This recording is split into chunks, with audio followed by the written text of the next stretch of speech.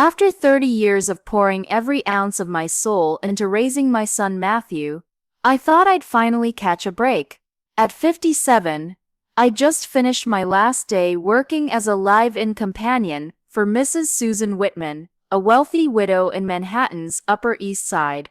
What Matthew didn't know was that Mrs. Whitman had left me something extraordinary in her will, something that would change everything. I walked through the front door of the modest two-bedroom house in Queens, the house I'd scraped together every penny to buy for Matthew and his wife Megan. My suitcase wheels clicked against the hardwood floor as I called out, "I'm home." Matthew emerged from the kitchen, his face already dark with irritation. Before I could even explain why I'd left my job, he exploded. "What do you mean you quit? That was $4,000 a month, Mom. What are you planning to do now? Just sit around freeloading?" The joy I'd felt about coming home evaporated instantly. I'd imagined this moment differently. I'd pictured telling them about Mrs. Whitman's incredible generosity, about the $6.2 million inheritance that would change all our lives. Instead, Matthew's words hit me like a physical blow. "I thought I could help Megan with the pregnancy," I said quietly, trying to keep my voice steady. "You mentioned she was trying to get pregnant, and I wanted to be here to support." "Support?" Megan's voice cut through the air like a blade as she appeared beside Matthew. "What would you know about prenatal care? You were a house cleaner. This requires actual medical knowledge." Matthew's mother-in-law, Patricia, a psychology professor at Columbia, emerged from the living room with that familiar look of condescension. "Taking care of a newborn isn't just feeding and diaper changes, Rebecca. It's a science. You need proper training." Their words were rehearsed, practiced. I realized they'd already discussed this, how to handle the burden of me coming home. "Well, if you have everything arranged," I forced a smile. "I won't interfere." "Good," Patricia interrupted. "But you'll need to cover the cost of the nanny and the postpartum doula. I'll handle the hiring and coordination." The room went silent, except for the ticking of the wall clock. Matthew jumped in immediately. "Exactly, Mom. You never should have quit that job. Our expenses are about to double. You really need to keep working." That's when it hit me. They didn't want me home to rest, or to be a grandmother. They wanted me home to be their personal ATM, their reliable source of income. At 57, after 3 decades of sacrifice, I was nothing more than a walking paycheck to them. "I'm 57 years old," I said, my voice hardening. "I think it's time for me to retire." Megan let out a bitter laugh. "Retire? You don't even have a 401k. What retirement are you talking about?" Her words nearly knocked the wind out of me. Years ago, I'd wanted to contribute to a retirement plan, but they'd convinced me to use that money to help pay off their mortgage early instead. Now they were throwing it back in my face. The battle lines were drawn. They saw me as their eternal servant. What Matthew and Megan didn't know was that the house cleaner they kicked out had a secret $6.20 million inheritance. Their greed cost them everything. Have you ever been disrespected by family? Share your story in the comments below. If you believe parents deserve respect, hit subscribe and drop your stories in the comments. We want to hear your truth. That's because your income was pathetic. Megan snapped, tossing her auburn hair over her shoulder. "Who told you to buy a house you couldn't afford without help? You should have planned better." Matthew raised his voice, trying to calm his wife, while simultaneously attacking me. "Enough, Mom. Megan's trying to get pregnant. You're just stressing her out. This is when we really need money, and you should be helping. You're still in great shape. There's no reason you can't keep working another 20 years. Save the retirement talk for when you're 80. Another 20 years. The words echoed in my mind like a death sentence. After everything I'd given, every sacrifice I'd made, every dollar I'd earned, I was still nothing more than a cash machine to them. I thought back to when Matthew was in college, already dating Megan. To help them live more comfortably, and to appease Megan's judgmental family, I'd left everything behind and moved to Manhattan to work as a live-in companion. I'd saved every penny to buy them this house in Queens. They never paid a cent, yet the deed bore only their names. Back then, with tears in their eyes, they'd promised me, one day, when we're better off, we'll take care of you. You'll finally get the life you deserve. Now I knew what they meant by the life I deserve, a life of endless labor, until my body gave out at 80. I held back my tears and steadied my voice. I said, I'm retiring. That's final. No one gets to make that decision for me. Patricia must have realized I was serious. Her tone softened instantly, worried I might actually stop supporting them. Look, it's not that we don't understand. You just have to be realistic. There's no spare room in this house for you. You can't expect to stay here forever, right? But I have a compromise. My stomach twisted at her expression. I happen to know a wealthy family in Westchester, looking for a live-in assistant. Good pay, room and board included. You've done that work before. Should be an easy transition. Megan jumped in with a smirk. Perfect idea. Actually, you could even help ease our financial burden. Whatever you earn could go toward household expenses. Win-win. Right. Patricia shrugged. You're not someone who really needs to rest anyway. Going back to work wouldn't kill you. Don't be so quick to say no. Just give it a try. If you do well, you might even get to stay long-term. My face turned colder by the second. I already quit. I'm not going back into anyone's house to work ever again. Patricia's smile vanished, her gaze sharp and calculating. Well, if you're really done working for others, fine. She paused, her voice suddenly airy but laced with pressure. There's a senior residence nearby, Spring Meadows, good facilities, decent meals and lodging. You could apply for a work-based stay, maybe kitchen help, janitorial services, something to earn your keep. Megan rolled her eyes.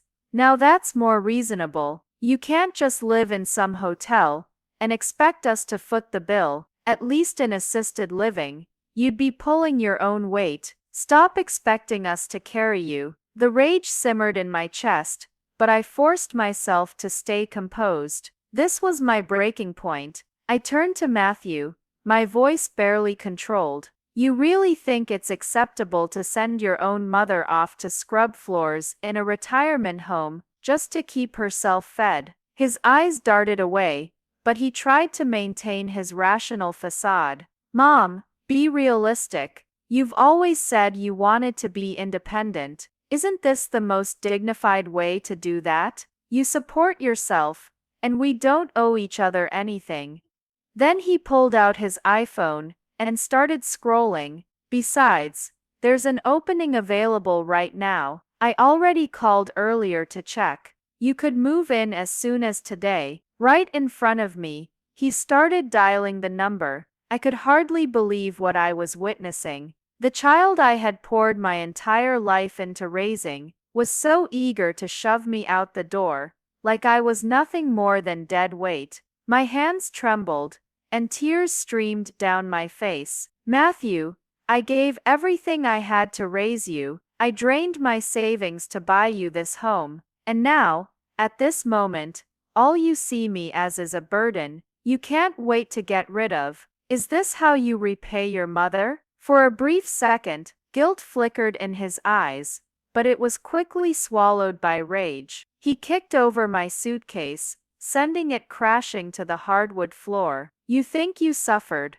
That was your choice. If you hadn't divorced my dad, we wouldn't have ended up broke. I could have grown up rich, and you ruined that. Let me tell you something, Rebecca, you owe me for the rest of your life. I stood there in stunned silence, staring into his bloodshot eyes, as a dull, unrelenting pain tore through my chest. He had no idea that the only reason I'd divorced his father was for him. If I hadn't walked away from that marriage, his so-called wealthy father never would have claimed him as his son. Matthew might have ended up in foster care, treated like an unwanted stray. Every sacrifice I'd made, every choice, every tear, it was all for him, to give him a chance at a whole life. But now, here he was, biting back like a cornered animal, blaming me for destroying the very future I'd tried so hard to protect.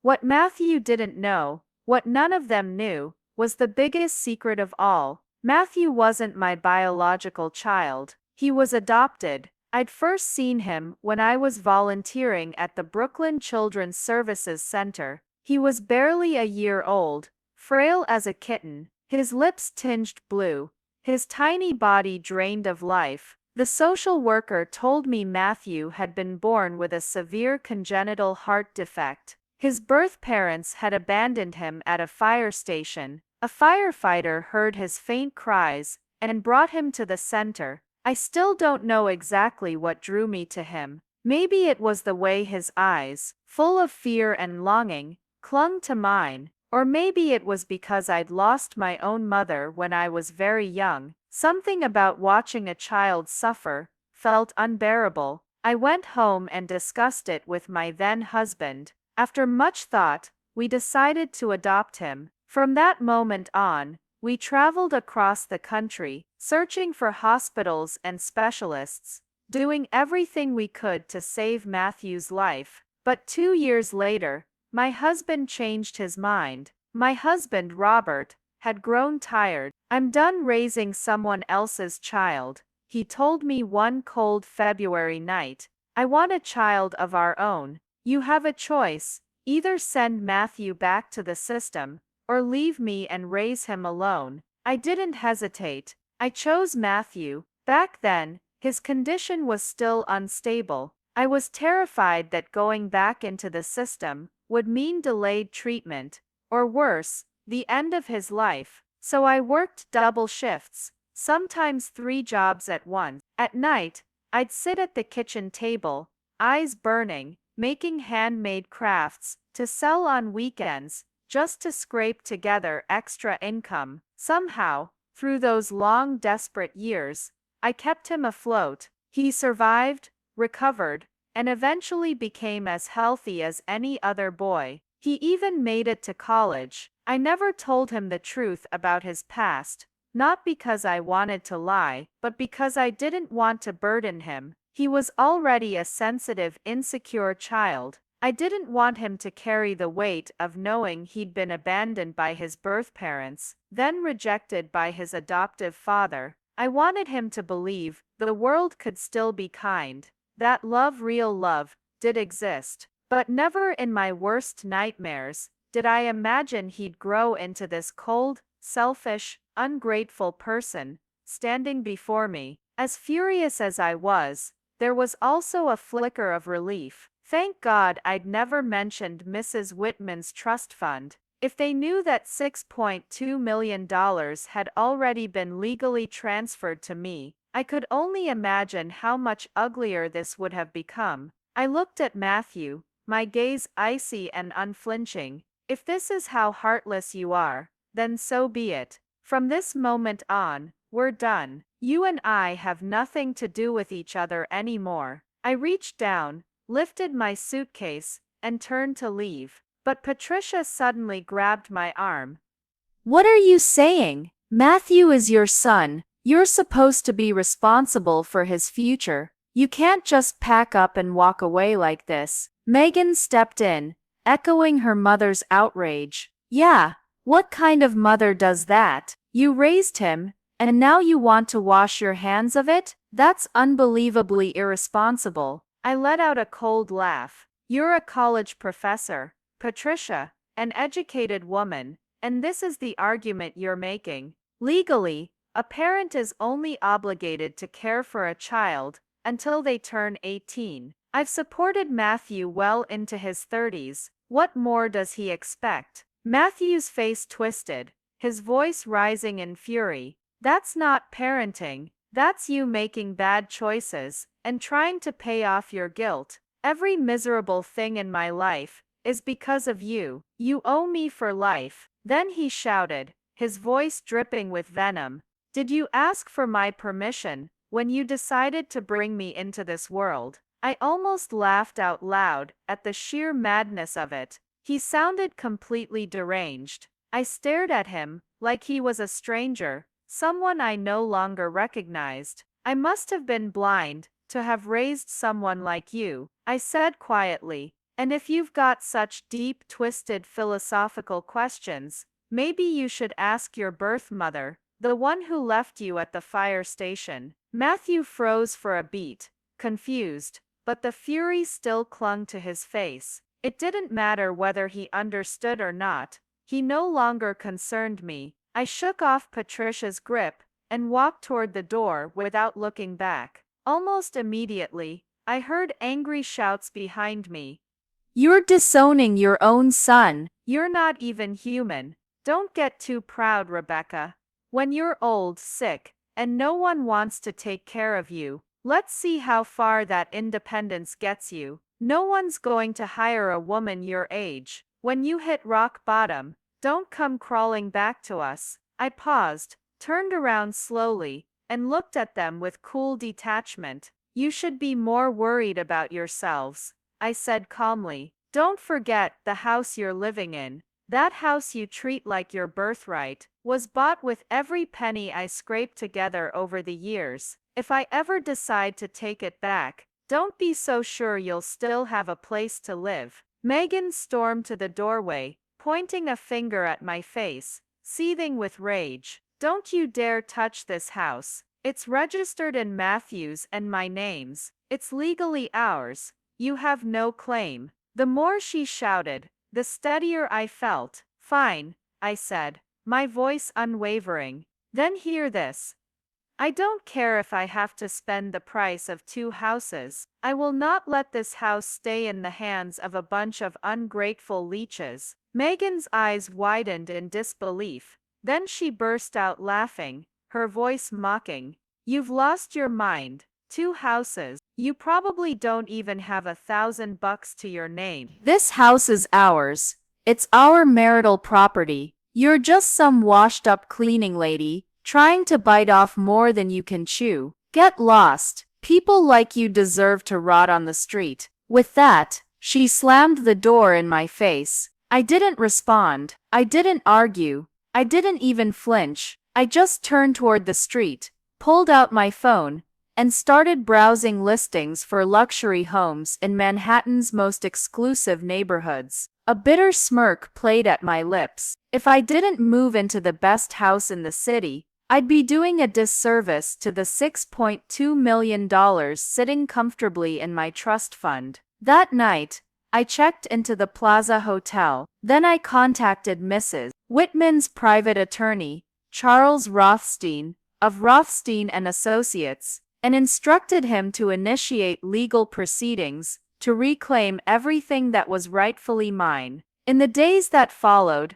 I lived in that hotel, while diving deep into Manhattan's luxury real estate market, researching properties, reviewing listings, and scheduling viewings. A week later, I had an appointment to tour Trump Tower's most exclusive condominiums. What I didn't expect was that the real estate agent assigned to show me the property was none other than Madison, Patricia's niece and Megan's cousin. The luxury showroom at Trump Tower was bustling with people. Despite the starting prices being well over $2 million, the building's prestige had drawn a steady stream of prospective buyers. I had just stepped into the marble lobby when a young woman with perfectly styled blonde hair and an eager smile approached me. Good afternoon, ma'am. Would you like me to walk you through our available units?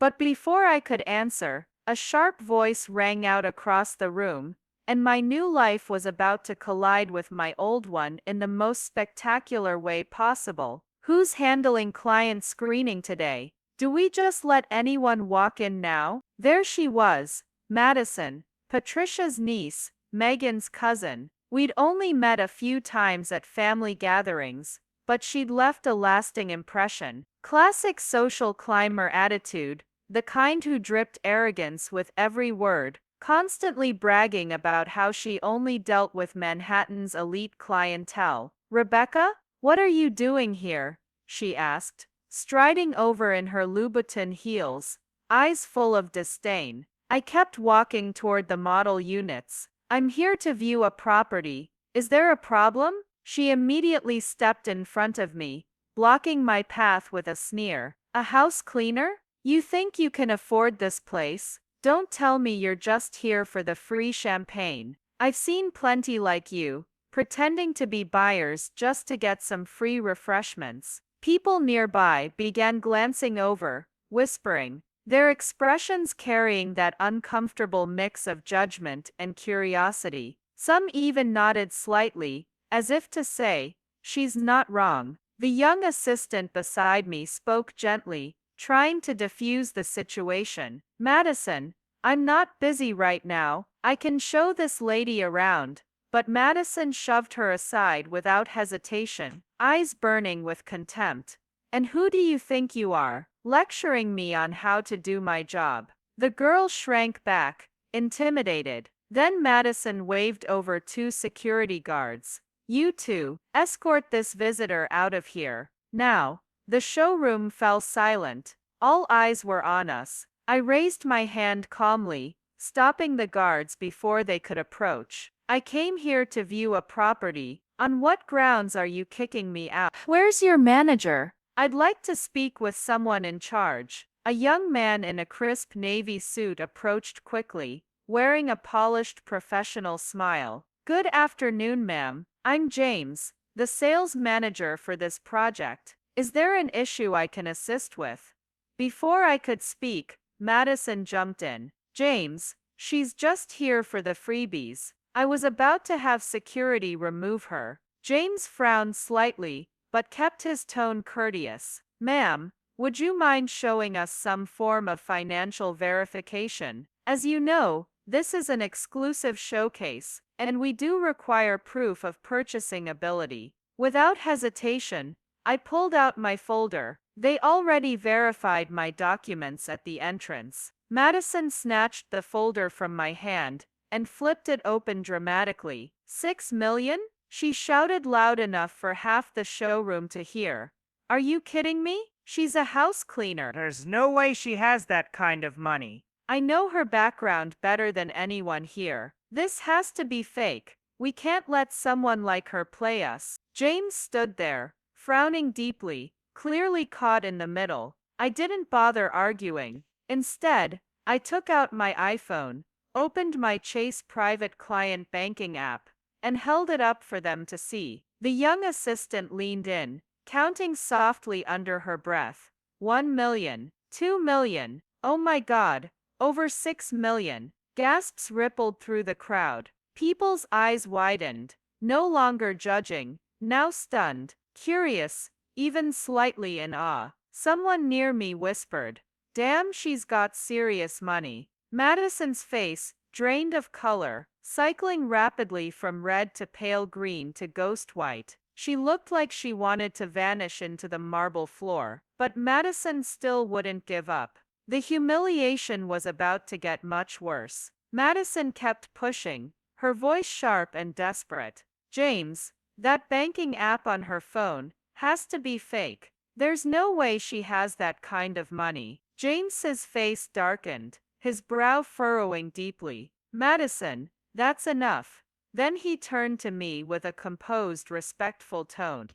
"Ma'am, I truly apologize. This has clearly been a mistake on our part, and we'll handle it appropriately. I'll assign our most experienced agent to assist you right away." I waved a hand lightly, offering a calm smile, then turned to the young woman who'd greeted me earlier. "No need. She's perfectly fine, very professional. I want her to show me the property." James looked slightly uneasy. "Actually, she just started, still in training. I was worried she might not have enough experience." "I like her," I said firmly. "I'm buying a unit today, and I want to do it through her." James nodded immediately. "Of course, absolutely. Sophia, make sure you take excellent care of our distinguished guest." Madison stood off to the side, her face stiff, watching me walk away with barely contained fury. As I pointed to the scale model at the center of the showroom, I heard her mutter under her breath, "Just a glorified cleaning lady pretending she's somebody." The penthouse unit I chose was breathtaking. Floor-to-ceiling windows overlooking Central Park, a chef's kitchen with marble countertops, and over 3,000 square feet of pure luxury. Most importantly, it was fully furnished and move-in ready. "I'll take this one," I said, without hesitation. "Let's get the paperwork started." Sophia's eyes lit up with excitement. "Ma'am, are you sure you don't want to tour a few more options? I'd be happy to show you others." "No need," I replied. "This one is perfect." She could barely contain her joy. "Ma'am, this will be the first sale I've ever closed. You're my guardian angel." As I reviewed the paperwork, low murmurs started behind me. She just signed without blinking. $2.8 million, like it was nothing. That's what real wealth looks like. But then Madison's voice cut through the whispers, laced with that gossipy venom she wore so well. "Oh, you have no idea what kind of work she really did. She wasn't your average house cleaner, if you know what I mean." I set down the contract and turned toward Sophia. "Sophia, could you please get James for me again? I'd like to purchase another unit, one as an investment property." The room went completely silent. Sophia's eyes widened, her voice trembling with disbelief. "Ma'am, you're sure?" "That's right," I said calmly. "One to live in, one as an investment." When James returned, practically glowing with enthusiasm, I made one final request. "I've confirmed the purchase of both properties, but I expect your team to address the inappropriate behavior of certain staff members." Madison was terminated on the spot. As security escorted her out, she shot me one last hateful glance, especially when she saw Sophia, preparing to close both sales, the same Sophia she'd looked down on just hours ago. By evening, I was settling into my new penthouse, sipping wine while watching the sunset over Central Park. For the first time in 30 years, I felt truly free. Matthew could keep his lies and his live streams. I had something far more valuable: my dignity, my independence, and a future that finally belonged to me alone. The war was over, and I had won.